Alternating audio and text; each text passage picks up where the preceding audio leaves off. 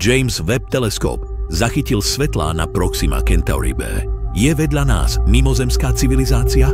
Je to možné, je. Nedávno sa stala veľká udalosť. Objavili sme Zemi podobnú planétu, ktorá sa volá Proxima Centauri b. Vítajte na kanáli Patifloop Area X. Proxima b sa Zemi podobá najviac spomedzi všetkých doposiaľ objavených exoplanét. Nachádza sa v súhvezdí Kentaurus, len 4,4 svetelného roka od Zeme. Hviezda, okolo ktorej obieha planéta Proxima b, je naším najbližším hviezdnym susedom. V roku 2016 oznámili zástupcovia Európskeho vesmírneho observatória ESO, že objavili Zemi podobnú planétu Proxima Centauri b, ktorá sa nachádza v súhvezdí Kentaura. Astronómovia zaregistrovali túto planétu už v roku 2013. Vtedajšie pozorovacie metódy však neumožňovali jednoznačne potvrdiť jej existenciu. V januári 2016 spustila Európska výskumná organizácia opakovaný experiment. Tentoraz s použitím najnovších techník. Po 60 dňoch nepretržitého pozorovania boli si vedci istí, že okolo hviezdy Proxima Centauri obieha Zemi podobná planéta Proxima Centauri b. Táto správa sa stala svetovou senzáciou. Z merania svietivosti hviezdy Proxima Centauri vieme, že je to červený trpaslík, z toho môžeme určiť aj jej hmotnosť, je približne 8-krát ľahšia ako naše Slnko. Analýzou vyžarovaného svetla vieme určiť zloženie hviezdy, najmä pomer vodíka a helia, z ktorého môžeme vypočítať vek hviezdy. Proxima Centauri má asi 4,86 miliardy rokov. Z priamych pozorovaní vieme, že doba rotácie okolo svojho Slnka Proxima Centauri b je asi 11,2 dňa. Vek planéty odhadujeme pomocou veku hviezdy. Aj v slnečnej sústave vek Zeme i Slnka sú približne rovnaké, nakoľko vznikali súčasne z rovnakého oblaku hviezdneho plynu a prachu. Preto vek planéty odhadli asi na 4,6 miliardy rokov. Je to dostatok času na to, aby sa na nej rozvinul vysoko organizovaný život. Hmotnosť planéty odmerali pomocou Dopplerovho efektu. Gravitácia planéty spôsobuje, že sa materská hviezda pohybuje raz vpred, raz vzad. V závislosti od toho, čiu gravitáciou planéta postrčí smerom k nám, alebo od nás. To sa prejavuje posuvom svetelného spektra hviezdy raz k infračervenému, raz k ultrafialovému koncu spektra. Podľa predbežných výpočtov má planéta hmotnosť 1,3-násobku hmotnosti Zeme. Dostatočnú hmotnosť k tomu, aby na nej mohla prebiehať recyklácia chemických prvkov produkovaných organizmami, napríklad uhlíka. Ten sa na Zemi neustále ukladá do hornín, aby sa nehromadil v atmosfére vo forme skleníkových plynov. Poznáme hmotnosti oboch telies, poznáme uhlovú rýchlosť planéty, dostatok údajov na výpočet polohy dráhy planéty. Tá je asi 7 miliónov kilometrov od materskej hviezdy, teda 1/20 vzdialenosti Zeme od Slnka. Planéta obieha materskú hviezdu v tzv. Obývateľnej zóne. V zóne, v ktorej by sa voda na povrchu planéty udržala v tekutom stave, čo je základná podmienka vzniku života, ako ho poznáme na Zemi.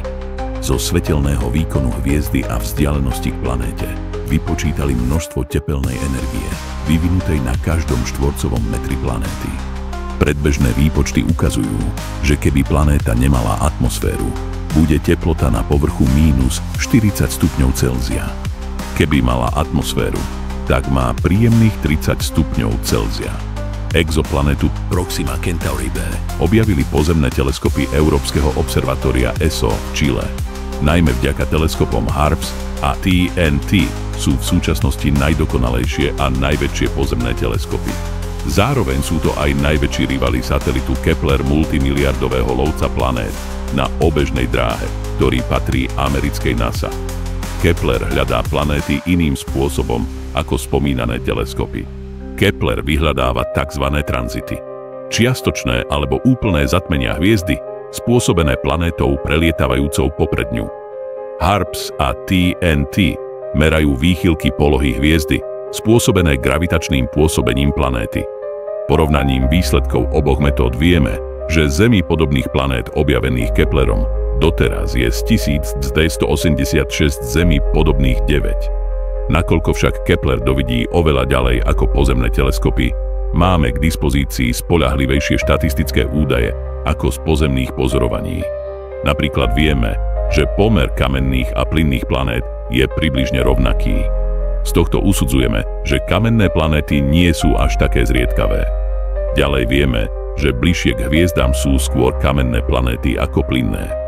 Hviezda Proxima Centauri má dvoch ochráncov, ktorí ju chránia pred kometami a asteroidmi. Týmito ochrancami sú hviezdy Alpha Centauri A a B. V našej sústave túto rolu zohrávajú plynní obry, planéty Jupiter a Saturn. Proxima B obieha okolo svojho Slnka príliš blízko. Dôsledkom toho nastáva úplná synchronizácia rotácie planéty okolo vlastnej osy s rotáciou okolo svojej hviezdy. Inak povedané, planéta je obrátená k materskej hviezde stále rovnakou stranou, tak ako Mesiac k Zemi. A v tomto stave zostáva uzamknutá po celý zvyšok života. Z toho istého dôvodu ukazuje Mesiac Zemi vždy len jednu privrátenú stranu. Odvrátenú stranu zo Zeme nikdy neuvidíme. A podobný fenomén pozorujeme aj v prípade planéty Merkúr, pozícii voči Slnku. Dôsledky sú fatálne.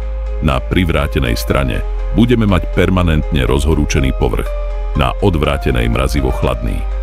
Pohľadom z vesmíru je najzreteľnejším znakom toho, že niekto žije na Zemi, žiara z nočnej strany našej planéty. Naše mestá vyžarujú svetlo, ktoré sa vrhá do kozmu. Vesmírny teleskop Jamesa Webba je zázrak modernej astronómie. Od svojho štartu prináša prevratné objavy. Nedávno poslal späť údaje, ktoré vo vedeckej komunite vyvolali vzrušenie a špekulácie.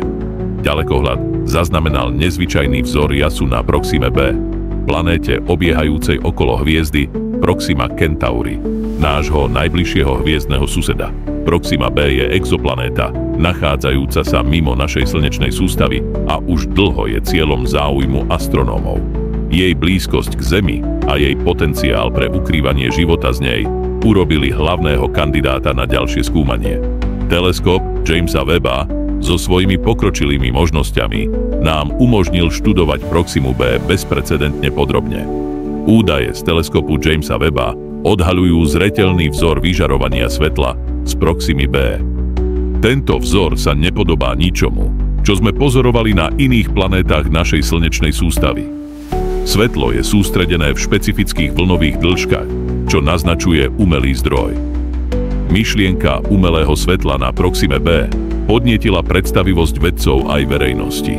Zvyšuje zaujímavú možnosť existencie vyspelých civilizácií mimo Zeme. Teleskop Jamesa Webba zohral pri tomto objave kľúčovú úlohu. Jeho infračervené schopnosti mu umožňujú preniknúť do oblakov prachu a detailne pozorovať vzdialené objekty. Pokročilá technológia ďalekohľadu nám umožnila zhromaždiť údaje, ktoré by s predchádzajúcimi teleskopmi neboli možné. Zatiaľ čo zistenia sú stále predbežné, ponúkajú pohľad do rozľahlosti a tajomstva vesmíru a vzrušujúcich možností, ktoré sú pred nami. Aký životný príbeh skrýva Proxima B? Zatiaľ nevieme. Možno v budúcnosti sa dozvieme oveľa viac.